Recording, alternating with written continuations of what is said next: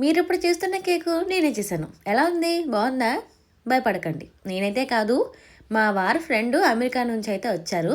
ఆయనకి ఒక పాప ఉంది. ఆ పాప బర్త్‌డేకి వాళ్ళు తెప్పించుకున్న కేక్ ఇది. హైదరాబాద్‌లో ఒక ఫేమస్ హోమ్ బేకర్ నుంచి తెప్పించుకున్న కేక్ ఇది. చాలా జాగ్రత్తగా అయితే తీసుకొచ్చారు హైదరాబాద్ నుంచి. ఈ థీమ్ ఆయనకి నచ్చిందంట. అందుకనే వాళ్ళ పాప కోసం ఫోటో షూట్ కోసం చేయించుకున్న కేక్ ఇది. బర్త్‌డే కోసం అయితే కాదు. కానీ కేక్ ఎంతైతే పడిందనుకుంటున్నారు? కామెంట్ అయితే చేయండి. మీరెందుకు కామెంట్ చేస్తారులే, నేనే చెప్పేస్తాను ఇంకా. 20,000 అయితే పడిందంటండి. కేక్ అయితే టేస్ట్‌లో అసలు కాంప్రమైజే అవ్వక్కర్లేదు. టేస్ట్ అయితే చాలా బావుంది.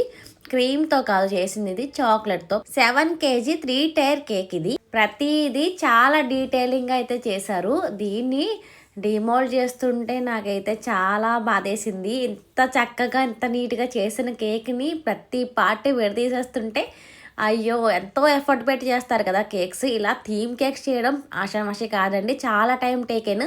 చాలా ఇంట్రెస్ట్, చాలా పేషెన్స్ అయితే ఉండాలి. ప్రతీదీ కొన్ని ఫాండెంట్స్‌తో చేశారు. చాలా వరకు ఫాండెంటే యూజ్ చేస్తారండి థీమ్ కేక్స్‌లో.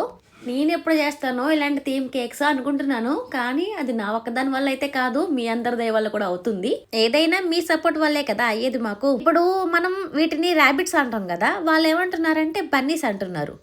చూసారా ఎంత పర్ఫెక్ట్‌గా వచ్చినాయో బన్నీస్. చాలా బాగున్నాయండి. చాలా నచ్చింది నాకు కేక్ అయితే. టేస్ట్ అయితే చెప్పక్కర్లేదు. అసలు ఎంత బాగుందంటే కప్పు, సాసర్, జగ్స్ చూసారా ఎన్నున్నాయో.